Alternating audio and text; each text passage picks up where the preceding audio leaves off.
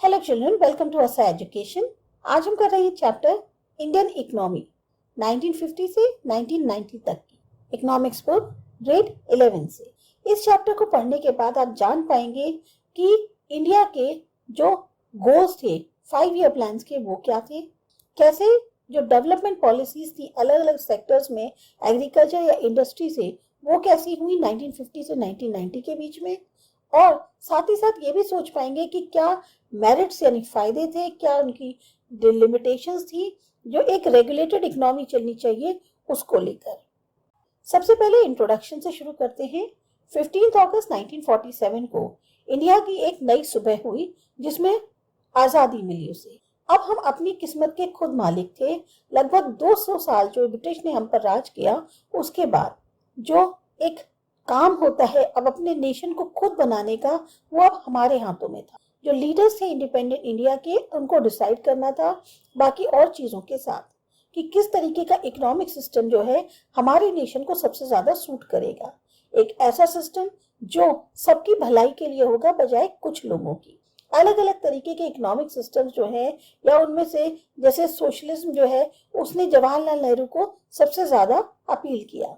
कहने को वो जो है सोशलिज्म जो है जिस तरीके का था, पहली फॉर्मर जो सोवियत यूनियन थी जिस तरह से उन्होंने एस्टैब्लिश किया था उसके फेवर में नहीं थे, जहां सारे के सारे जो मीन्स ऑफ प्रोडक्शन है सारी फैक्ट्रीज या जो फार्म्स है कंट्री के वो गवर्नमेंट के हाथों में थी, कोई भी प्राइवेट प्रॉपर्टी नहीं थी। लेकिन डेमोक्रेसी जैसी हमारी इंडिया है उसमें ये पॉसिबल नहीं था गवर्नमेंट के लिए कि वो ओनरशिप को चेंज कर सके, या जिस तरह का ओनरशिप पैटर्न चला रखा था लैंड का या और प्रॉपर्टीज का अपने सिटीजन्स की, वो उसको चेंज कर पाए उस तरीके से जैसा कि पहले फॉर्मर सोवियत यूनियन में हुआ था। नेहरू और बाकी और जो लीडर्स थे या थिंकर्स थे नए इंडिपेंडेंट इंडिया के, उन्होंने एक ऑल्टरनेटिव को जो है ढूंढने की कोशिश करी ताकि जो भी एक्सट्रीम वर्जन है कैपिटलिज्म के या सोशलिज्म के उनके लिए एक ऑल्टरनेटिव ढूंढने की उन्होंने कोशिश करी।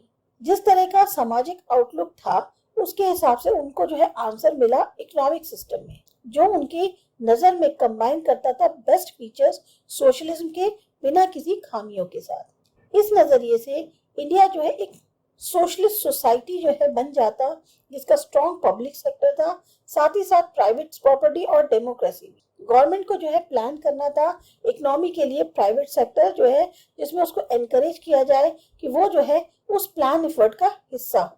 जो इंडस्ट्रियल पॉलिसी रिवॉल्यूशन था 1948 का, ये जो directive principles of Indian constitution थे उसमें जो है आपको ये झलक देखने को मिलती है। 1950 में जो प्लानिंग कमीशन था उसको सेटअप किया गया जिसमें प्राइम मिनिस्टर जो है वो उसके चेयरपर्सन थे, और इस तरीके से जो 5 ईयर प्लान्स का एक युग था उसकी शुरुआत हुई।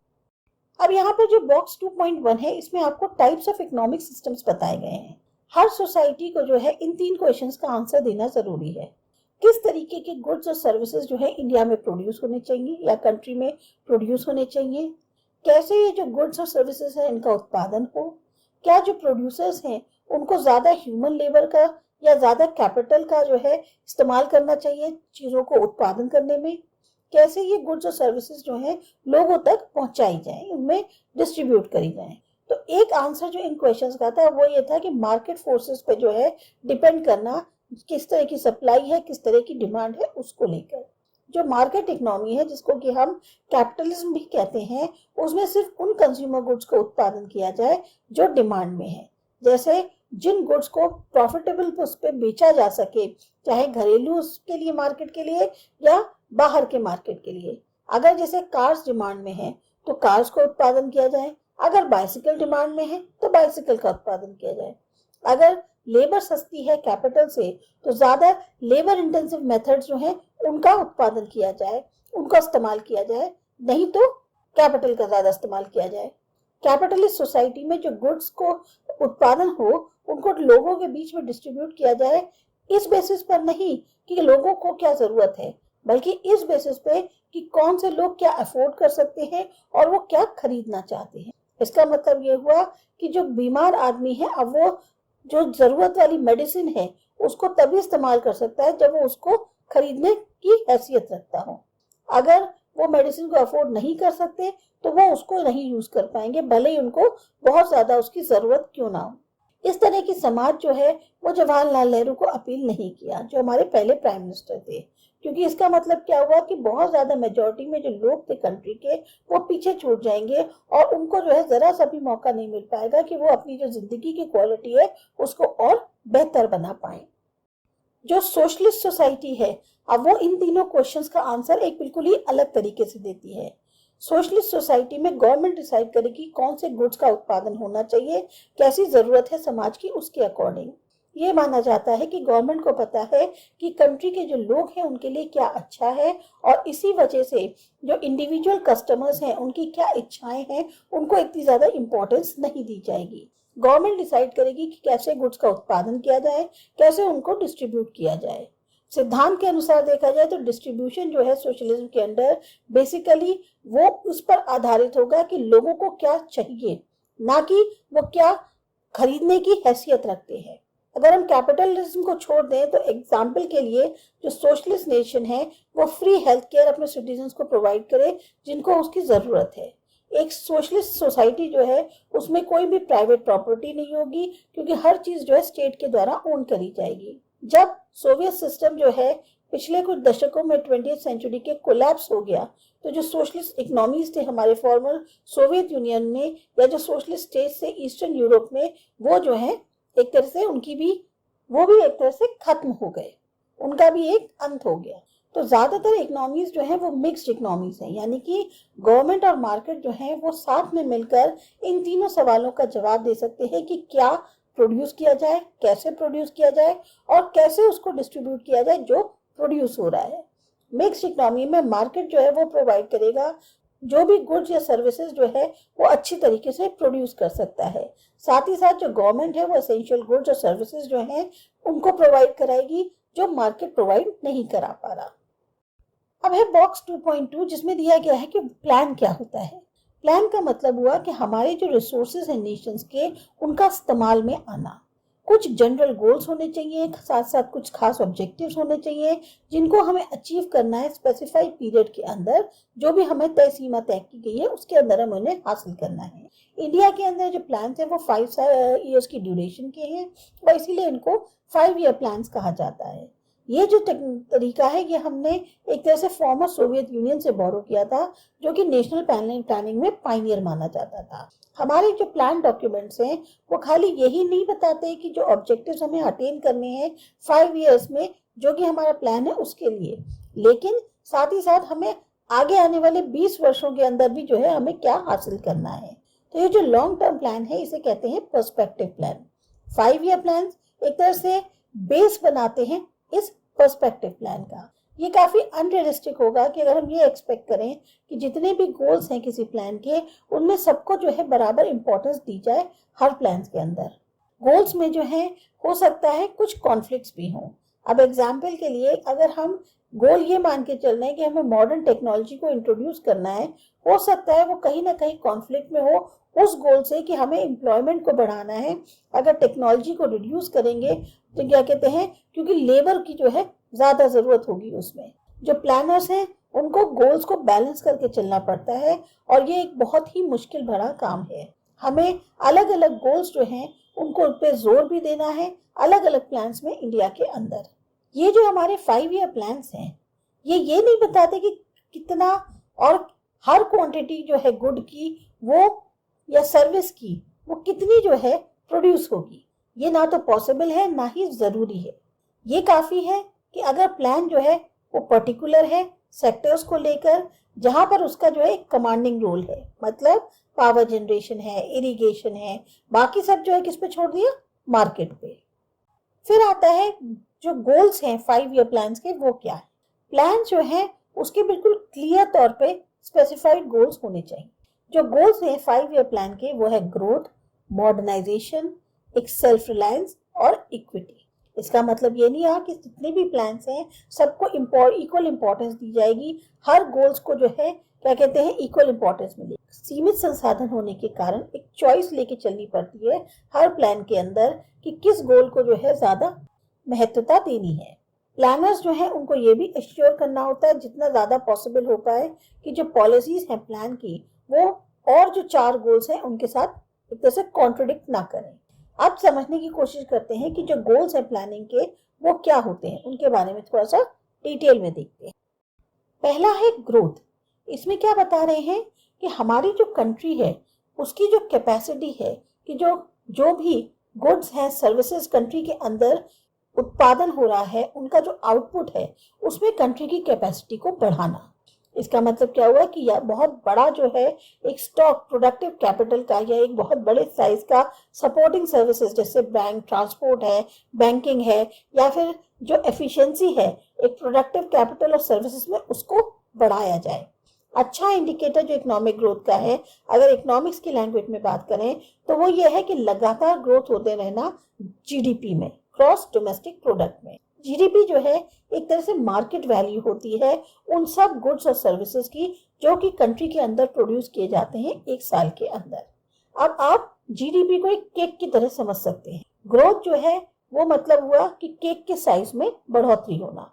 अगर केक बड़ा है तो ज्यादा लोग उसको एंजॉय कर पाएंगे, तो इसके लिए जरूरी है कि ज्यादा से ज्यादा गुड्स और सर्विसेज को प्रोड्यूस किया जाए अगर पीपल जो है इंडिया के एंजॉय करना चाहते हैं एक बहुत ही अच्छी और रिच और वेरिड लाइफ को, जैसा कि फर्स्ट 5 ईयर प्लान्स में जो है बताया गया है। जो जीडीपी है कंट्री का वो हमें कहाँ से मिलता है? अलग अलग सेक्टर से इकोनॉमी के, एग्रीकल्चर सेक्टर से, इंडियन इंडस्ट्रियल सेक्टर से, और तीसरा हो गया सर्विस सेक्टर से। कंट्रीब्यूशन जो इन तीनों सेक्टर्स का होता है वो हमारा जो स्ट्रक्चरल कॉम्पोजिशन है इकोनॉमी का उसको बनाता है। कुछ कंट्रीज के अंदर जो ग्रोथ है एग्रीकल्चर में वो काफी ज्यादा योगदान देती है जीडीपी की ग्रोथ में, जबकि कुछ कंट्रीज में जो सर्विस सेक्टर में ग्रोथ है वो ज्यादा योगदान देती है जीडीपी ग्रोथ में। दूसरा है मॉडर्नाइजेशन।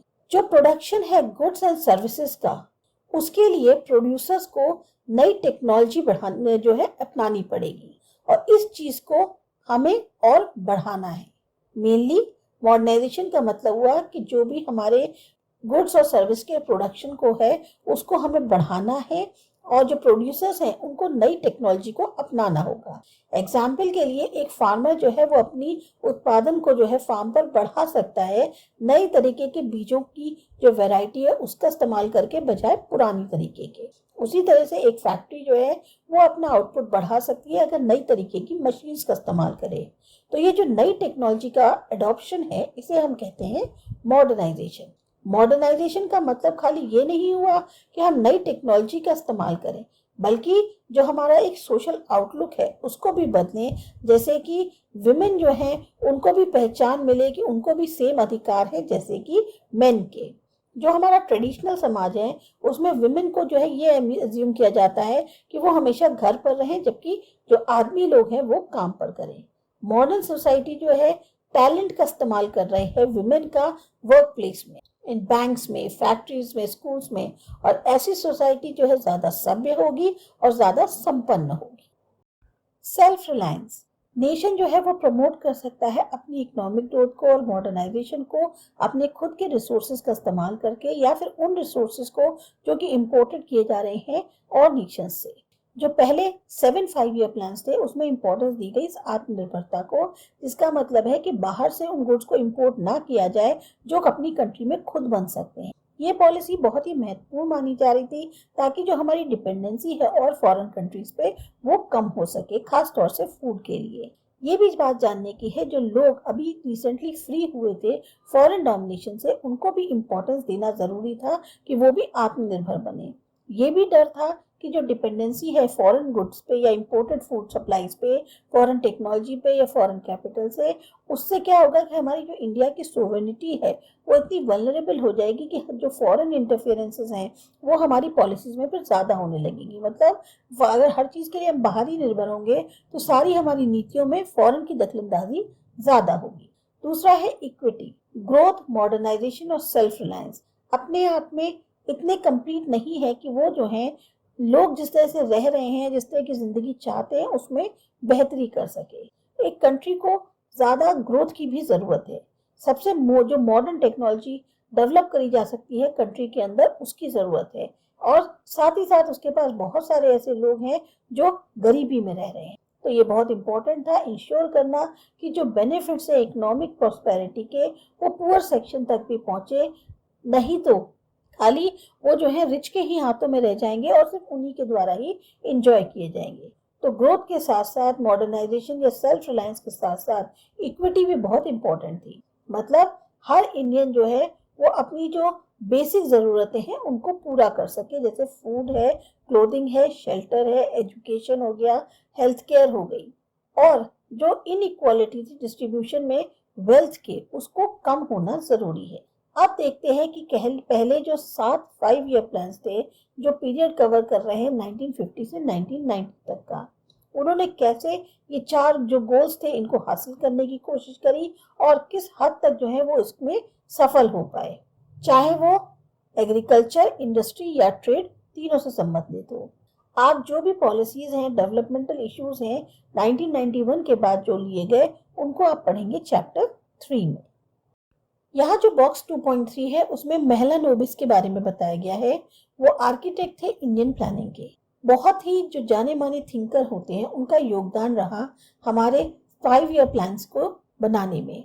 उसमें से एक नाम था स्टैटिस्टिशियन प्रसन्न चंद्र मेहलानोबिस का। ये सबसे अलग थे। प्लानिंग सही मायने में तब शुरुआत हुई जब सेकेंड 5 ईयर प्लान जो है वो बनाया गया। ये जो सेकेंड प्लान था ये एक तरह से लैंडमार्क माना जा सकता है, क्योंकि इसका जो योगदान था डेवलपमेंट प्लानिंग में, उसमें जो है बेसिक आइडियाज को जो है लाया गया। चाहे जो हमारी इंडियन प्लानिंग के गोल थे उससे रिलेटेड जो बेसिक आइडियाज है उनको लाया गया। ये प्लान पूरी तरह से मेहलानोबिस के आइडियाज पर बेस्ड था। उस सेंस में अगर देखा जाए तो हम इनको आर्किटेक्ट मान सकते हैं इंडियन प्लानिंग का। मेहलानोबिस का जो जन्म था वो 1893 में कलकत्ता में हुआ था। इनको ये एजुकेशन जो मिली थी वो प्रेसिडेंसी कॉलेज कलकत्ता से मिली थी। फिर इन्होंने जो है कैम्ब्रिज यूनिवर्सिटी इंग्लैंड में और ज़्यादा शिक्षा हासिल करी। इनके जो योगदान था स्टैटिस्टिक के सब्जेक्ट को लेकर, उससे इनको इंटरनेशनल फेम मिली। 1946 में इन्होंने जो है जो फेलो थे ब्रिटिश रॉयल सोसाइटी के, वो बनाए गए। सबसे ज़्यादा प्रेस्टिजियस ऑर्गेनाइजेशन जो साइंटिस्ट की है उसमें इनको मेंबर बनाया गया। और जो आउटस्टैंडिंग साइंटिस्ट होते हैं वही सिर्फ इस सोसाइटी के मेंबर्स बनते हैं। मेहलानोबिस ने जो है स्टैब्लिश करी इंडियन स्टैटिस्टिकल इंस्टीट्यूट कलकत्ता में और एक जर्नल स्टार्ट किया सांख्य, जो आज भी जो है एक तरह से रिस्पेक्टेड फोरम माना जाता है स्टैटिस्टिशियंस के लिए, ताकि वो अपने आइडियाज को डिस्कस कर सके। दोनों ही ISI और सांख्य ये जो है बहुत ज़्यादा रिगार्ड किए जाते हैं स्टैटिस्टिशियंस के द्वारा या इकोनॉमिक्स के द्वारा पूरी कंट्री के अंदर आज भी, मतलब आज की तारीख तक इनका जो है बहुत ज़्यादा महत्व है। जो सेकेंड प्लान पीरियड था उसमें मेहलानोबिस ने बहुत सारे इकोनॉमिक्स को जो है इंडिया से बुलाया या अब्रॉड से, ताकि एडवाइस कर सकें वो इंडिया के इकोनॉमिक डेवलपमेंट पे। कुछ इसमें इकोनॉमिक्स जो थे वो नोबेल प्राइज विनर्स भी बने बाद में। इससे ये पता चलता है कि वो जो है जो इंडिविजुअल्स थे उनके टैलेंट के आधार पर उनको पहचान सकते थे। इन इकोनॉमिस्ट में जो इनवाइट किए गए थे मेहलानोबिस के द्वारा, इसमें कुछ ऐसे भी थे जो बहुत ज़्यादा आलोचक थे सोशलिस्ट प्रिंसिपल्स के सेकंड प्लान को लेकर। दूसरे शब्दों में कहा जाए कि वो जो है सुनना चाहते थे कि क्रिटिक्स क्या कहते हैं इसके, और यही जो है एक बहुत बड़े स्कॉलर की पहचान है। बहुत सारे इकोनॉमिस्ट जो हैं आज रिजेक्ट करते हैं कि जो अप्रोच थी प्लानिंग की मेहलानोबिस के द्वारा, जो इस तरह से प्लान को फॉर्मुलेट करने के लिए एक अप्रोच थी, उसको जो है इकोनॉमिस्ट रिजेक्ट करते हैं।